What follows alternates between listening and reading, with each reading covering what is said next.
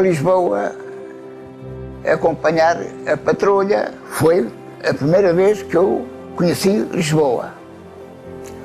E depois, no regresso, ficamos um bocadinho no jardim, em Belém. Vi aquele ambiente ali a passar, para um lado, para o outro. Muita gente a atravessar do outro lado para apanhar ali o elétrico, ali mesmo, ali ao pé do museu e tal. Eu também gostava de ver este ambiente e trabalhar neste meio, assim. Isto era um sonho que eu tinha.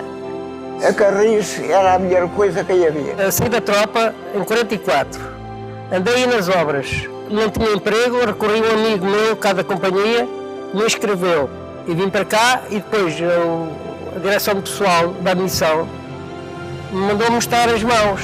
E eu, como tinha andado na tropa, a cortar tijolo e cimento, tinha as mãos muito fininhas, disse-me que eu não prestava para a companhia porque não tinha mãos de trabalho, não tinha caules. E eu dirigi-me a esse senhor, meu amigo, que me tinha inscrito cá, que era chefe de serviço de apontadores aqui da companhia. E disse, o quê? Não serves para cá? Eu vou já telefonar. Telefonou, olha, amanhã pões-te aqui às 9 horas. Entrei como ajudante serralheiro.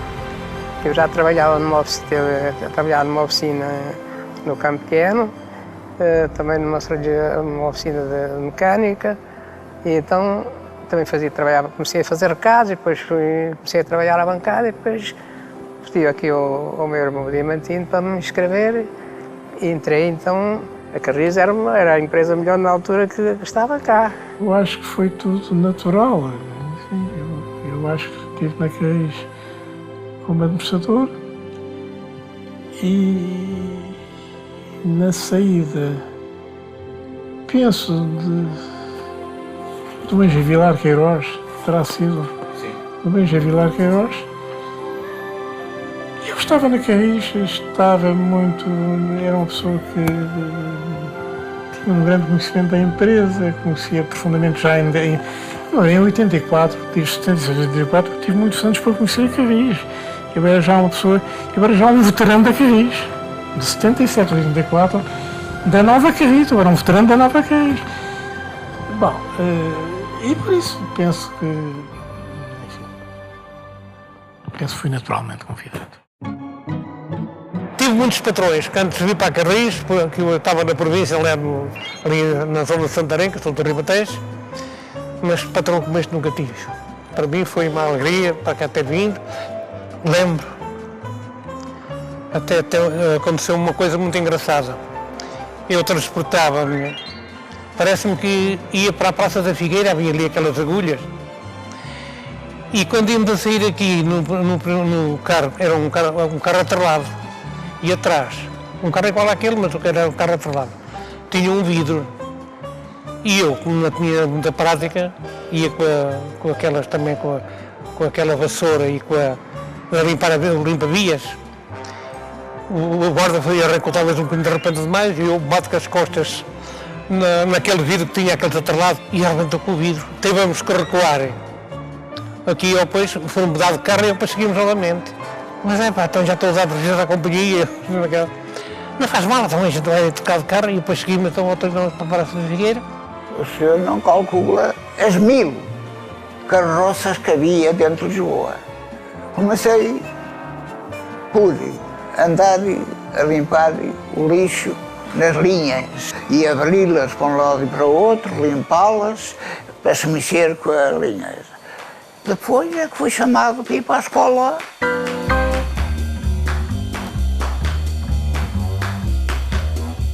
Lá se aprendeu a telefonar, lá se aprendeu a copiar aquilo tudo e depois cada um fazia conforme entendeu, embora talvez houvesse alguma folhazinha de algum ou não, é claro, era uma coisa casual. Fomos para a instrução de condutores e guarda-freios.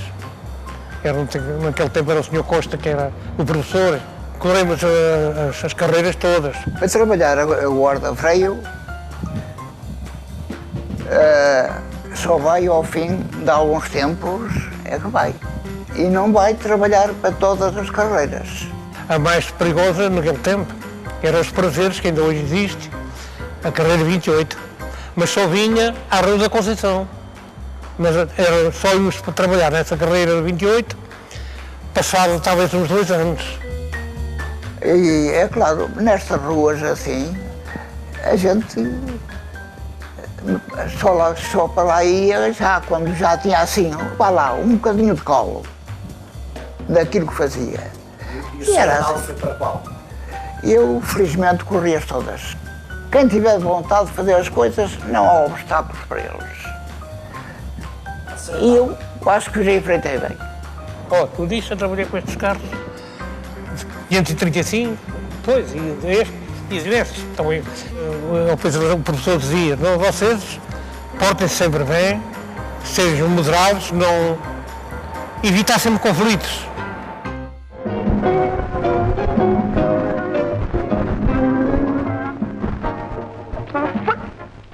Pronto, cá estou a fazer as neiras. Matriculei-me na Universidade de Santo Amaro para me especializar na arte de utilizar dos transportes coletivos e acabo de descer com o carro em andamento. Mas é o Sr. António Silva. Sim, sou o António Silva, minha senhora. Prazer. Não me diga ao senhor, por exemplo, que os condutores da Carris não são os grandíssimos e alternadíssimos malcriadões. Respeitar o povo, respeitar o patrão, porque o nosso verdadeiro patrão são os passageiros. Levar o transporte a todas as partes que pudesse ser para servir os passageiros. Servir o melhor possível. Isso não tem sentido nenhuma. Os elétricos, a grande renovação, fez através da recuperação dos veículos antigos. Foi isso. E aí eu devo dizer que encontrei na Carris um profissionalismo magnífico. De facto, a Carris tem muito bons profissionais e quando há pouco me perguntava o que é que se fez, o que se fez na Carris foi feito naturalmente, foi feito pelo pessoal da Carris, desde as administrações ao pessoal operador e ao pessoal oficinal e ao pessoal administrativo. De facto, as empresas têm serviços como um todo. De facto, na Carris há um excelente profissionalismo. Quer dizer, eu como carpinteiro, fazer uns moldes para estampar espelhos para os autocarros, para os Volvos, que aquilo era em ferro e aquilo apodrecia muito. Eu que estava à bancada, depois pensei assim, olha, vamos fazer aqui um molde para mandar fundir depois em ferro fundido e fazer uma estampagem. Depois veio a fibra, começaram a fazer os espelhos em fibra, que é uma coisa que foi muito duradoura. Ao fim dos 4 anos houve concurso para visitador e eu concorri para visitador. A minha função era visitar aqueles indivíduos que estavam com baixa, uns doentes, outros falsos doentes. Fiz muitas vezes de ação social, ia aos hospitais, apresentava o meu cartão da companhia como visitador, deixava-me entrar, via os doentes, informava o estado em que eles se encontravam e depois informava a companhia, olha, frontal está neste estado, não está melhor, está pior, está na mesma. E por vezes eu recebia ordenado deles ia levar à casa das esposas. Os revisores andavam em cima de nós para não deixarmos de transportar as canastras que era o tempo da Amália Rodrigues ainda. E então, uma vez até aconteceu, as canastras, se esconde aqui por baixo, mas depois o revisor veio, então você deixa ir aqui as canastras. Senhor revisor, então, elas coitadinhas, mas você deixa ver, eu também vou participar. Depois fui chamado ali e disse, bom, a gente vai facilitar, mas primeiro está, como aqui diz, a nossa consciência estar tranquila. Um senhor tinha a mulher no hospital, em Carlide, fui lá à casa perguntar, que não sabia, e apareceram 2 crianças lá dentro a chorar, a dizer que bem, estou comovido. A dizer que estavam fechadas, que o pai tinha ido ver a mãe. E eu, olha, o que é que eu fiz? Fui comprar um pacote de bolachas, lá para o coisa da porta, mandei lá para dentro. De maneira que fiz o que pude. Fiz bem e não fiz mal a ninguém. Quando saí, deixei cá muitos amigos. Porque andei muitos anos na cadeia 6, que era Belém, Poço Bispo.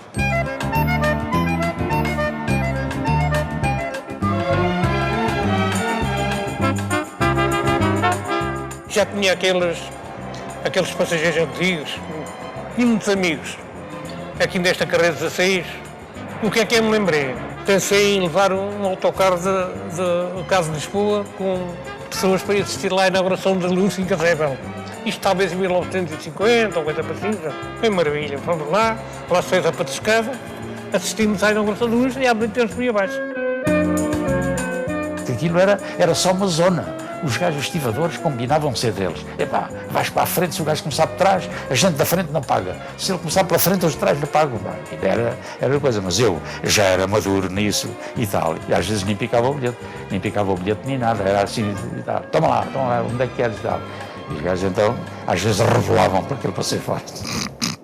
Naqueles primeiros anos, a Carris foi aguentada por uma estrutura muito esqueletizada, constituída por velhos mestres, velhos funcionários do tráfego, velhos engenheiros, velhos no sentido de antigos, que tinham uma cultura da empresa, uma cultura de uma empresa fortemente ligada à cidade, porque é preciso não esquecer que a empresa era uma empresa centenária, era uma empresa que era um instrumento ao serviço da cidade, tinha crescido com a cidade, mas ela própria tinha proporcionado, tinha permitido o crescimento da cidade.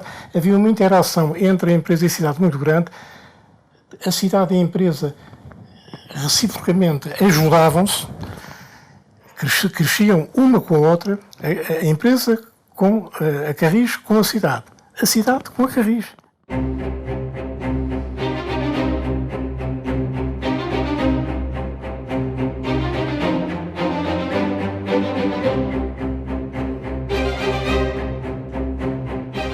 Depende da paciência de cada um. Isto muitas vezes os passageiros não têm mais paciência, a culpa é da Carris. Eu sei que há problemas, como por exemplo, nas cidades, em todas as cidades o movimento de passageiros atinge os máximos de manhã, à hora da entrada de cada um para as suas ocupações, a meio do dia, na hora do almoço, e ao fim da tarde, quando cada um volta para o seio da família. Isto levou uma grande evolução nos transportes, que antes para apanhar um autocarro ou um elétrico, na altura ainda não havia autocarros. A gente passava tempo imenso para chegar a casa. Não é? A gente vimos lá aflitos porque tínhamos que ver se conseguimos dar a voltar ao pessoal todo e nas casas não se conseguia. Pusemos na Rocha Pão dos Ovos, era a CUF, saiu às 5 horas, aquilo invadiu os carros. Era completamente invadido. E nestes carros que eu lhe disse, vinha de Chabregas, os estivadores abriam as coisas, isto eram deste lado uma fila de pessoas aí do lado contrário, já para não pagarem também, para não pagar. Levava o pessoal, precisava de trabalhar, tanto para lá, e do Largo Seco saía outro, a essa hora, que eram nas duas estações principais. E aquele carro não se podia falhar. Porque a falhar aqueles carros era a prejudicar os outros todos. Havia muito trabalho e eles também tinham muito material. Tinham. Eles, acho que chegaram aí a circular 800 e não sei quantos elétricos aí, portanto, tinham aí que fazer. E por isso ninguém tem a noção do que é gerir uma empresa de transportes com a dimensão da Carris no seu cotidiano, dia a dia, 24 horas por dia, sem nunca parar. A empresa nunca para. Não há noção disso. Uma bandeira que nós assumimos foi o recuperar e o não deixar, contrariar uma lógica que passava por toda essa Europa fora, que era ir a pouco e pouco acabando com a frota de elétricos. E nós, enfim, achámos que o elétrico tinha um papel a cumprir. Havia uma nova geração de elétricos, os chamados elétricos de grandes capacidades, os elétricos modernos, os chamados Light Rapid Transit, enfim, elétricos mais modernos, maior capacidade.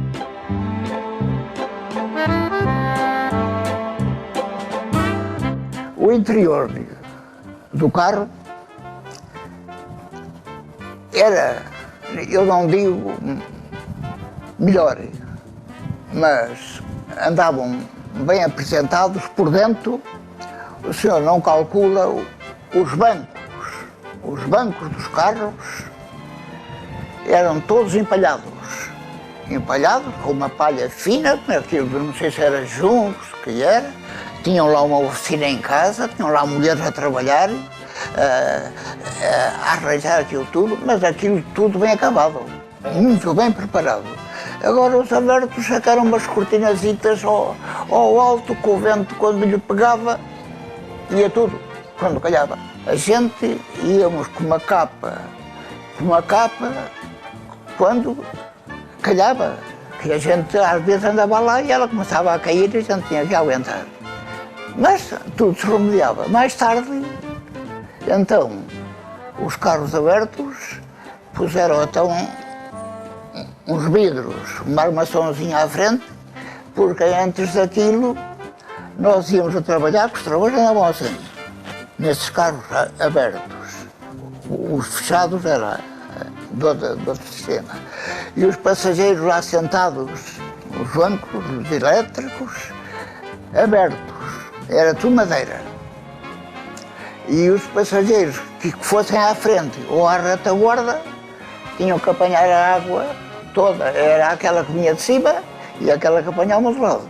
E a gente vinha aqui no estribo e recorda-me que não me aconteceu, graças a Deus a mim, mas aconteceu a algumas pessoas. Ou virarem-se de balaúste para balaúste, havia uns postes de carris e que ou mudarem-se de um lado para o outro ou desviar a cabeça, bateram a cabeça no poste e ficaram lá. Também há aviso. A minha, graças a Deus, não aconteceu. Bem, havia de tudo um pouco, não é? Naquele tempo chamavam-nos os amarelos. E eram os Fonsecas. Ó, Fonseca, olha o trole. Saltava ali está o trole. Lá ia depois o guarda-freio, o condutor era o Fonseca naquele tempo. Ó, Fonseca, olha o trole, saltava fora. Quer dizer, às vezes o carro ia com mais velocidade. Lá ia o Fonseca. Depois, ó, Fonseca, depois o pagode cá na rua até. Ó, Fonseca, olha tantos Fonsecas.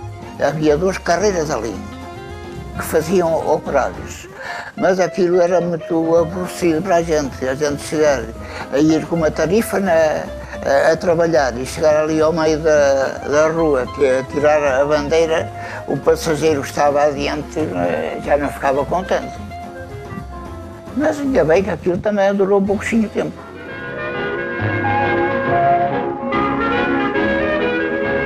Esta é a loja do Sr. Costa, cheinha como um ovo, tal como o Sr. Costa. Ei-lo. Aqui o temos todo entregue à sua faina cotidiana. Simpático e afável, como veem. Na sua casa não se realizam apenas duras e secas operações comerciais. Oh, não. O Sr. Costa sabe envolver todas as compras num transparente invólucro de delicadezas. Agora, aqueles bilhetes que acabava tudo em meio questão, aquilo era uma zargata. 20 escudos para pagar 6 tostões. Vossa Excelência não tem trocado? Perguntou ao Sr. Costa. Uma falta de compreensão, porque era uma moeda que todo tinha que levar aquilo. Onde é que ele meteu o dinheiro agora? Ele está tão distraído, anda sempre distraído. Esqueceu-se. Não encontra. Sr. Costa, no bolso do colete, em cima, os tais 20 escudos. Mas 20 escudos para pagar 10 tostões. E muitas das vezes, uma questão, a gente, em papel, vá lá, em papel, 5 centavos, em papel.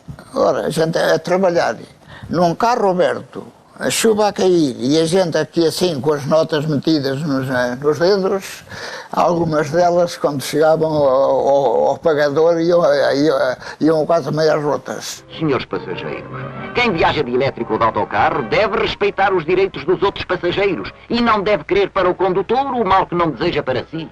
E o indivíduo e tal estava aí a ver que ia-se largar, mas o cara ia com uma velocidade de tal maneira que ele estava-se a coisa, pá. Pois preferiu não pagar o bilhete, largou-se, deu para ali cambalhotas que você não queria saber ali no passeio, ali entre a Rocha e o Santos. Havia aqueles fulanos, ou que se faziam embrincados, sentavam-se ali e não queriam pagar bilhete e nada. E o que é que eu fazia? Levantava-me, eu agora não me vou levantar por causa disto. Levantava-me, tinha assim mesmo assim posses, pegava por baixo dos braços, meu amigo, tenha paciência, você não pode estar aqui para a gente toda, faz-me pressa, guarda frio. E eu pegava-lhe por baixo do copo dos braços, ia pôr-os na rua, ficava a olhar para mim, epá, eu não estou a tratar mal, é vocês, temos que ir jantar à espera, estão cá a andar. Mas vistas bem as coisas, nós devíamos ajudar, colaborar, porque a cidade é nossa, os autocarros são nossos, os elétricos são nossos. Portanto, temos de tirar o maior partido dos seus serviços. Mas havia mais quem dissesse bem do que quem dissesse mal. Em suma, colaborar. Não, o senhor comigo não conta. Porque eu não estou, nem estive, nem quero estar de acordo. Porque os serviços são maus e muito maus. Porque às vezes uma paragem que não parava, ou parava mais de 2 metros à frente, você havia de parar na paragem e tal. Começavam lá com aquelas danhas com o motorista, ou o condutor, ou o guarda-freio. E ele, calmamente, passava, não ligava e parava e pronto, desculpe, era assim que se fazia. E porquê? Porquê? Porque não tenho paragem à minha porta. Porque não tem paragem à sua porta. Como se fosse possível pôr uma paragem em frente de cada porta. Recordo-me que houve um bom desenvolvimento de imobiliário ali na zona de Linda a Velha, naquela zona, e que vinham nos jornais casa, andar, se vende em Linda a Velha, tem a carreira à porta, tem a estação à porta, serviços públicos à porta. Bom, e era a valorização, o transporte público, a oferta de transporte público urbano, de facto, valoriza o imobiliário, como é evidente. Se fosse possível arranjar paragens ao sabor do critério de cada passageiro e tratá-lo com considerações especiais que de certo merecem, teríamos um trabalho muito difícil, podemos mesmo dizer impossível. Ganhávamos pouco, sim, também, mas na Crânio se ganhava pouco. O primeiro dinheiro que vim para cá ganhar eram 20 e tal escudos por dia ainda naquele tempo, 28. Pois é claro que quando veio o 25 de Abril é que isto começou tudo a dar a volta, mas até ao 25 de Abril, sofremos bastante.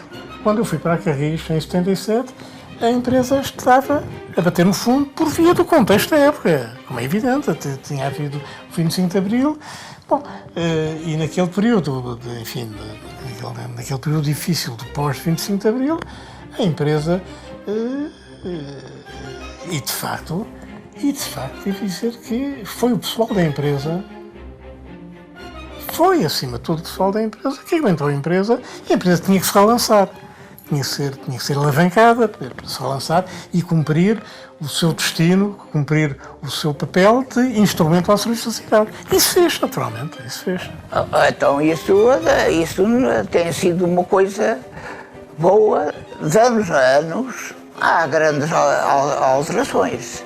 E a casa é considerada uma das boas, talvez, na Europa.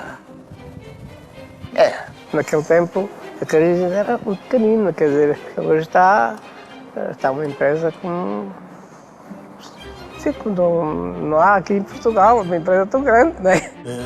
A Carris está com uma bela imagem hoje em dia. Aliás, a Carris tem uma boa imagem de todos os pontos de vista, a imagem da empresa e nesse aspecto também a imagem social da empresa. A Carris tem uma bela imagem.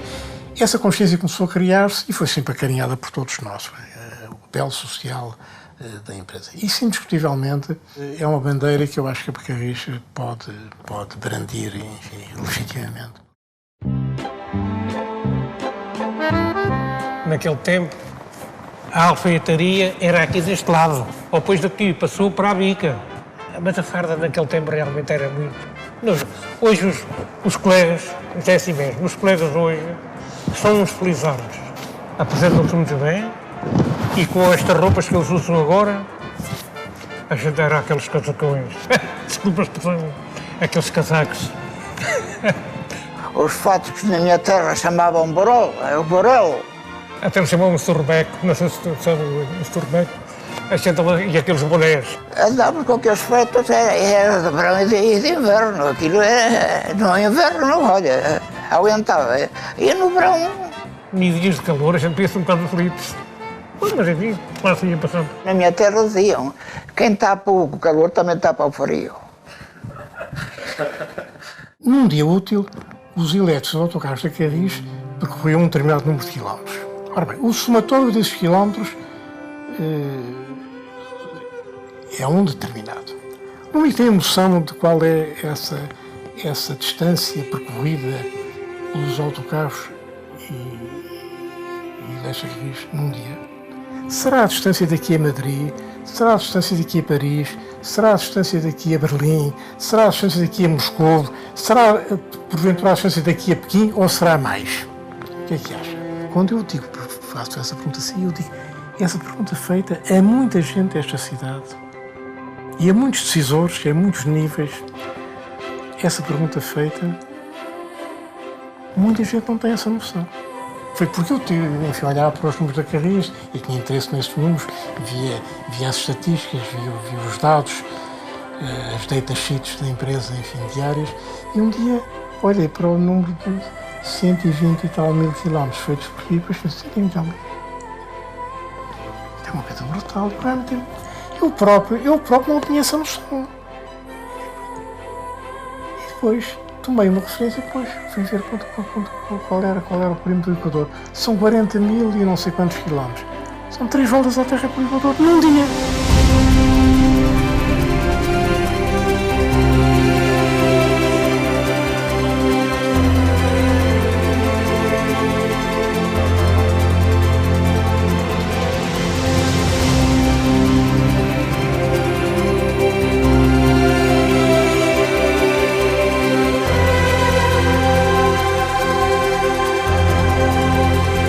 Para mim foi a melhor coisa, para mim na vida, foi ter vindo para a Carris.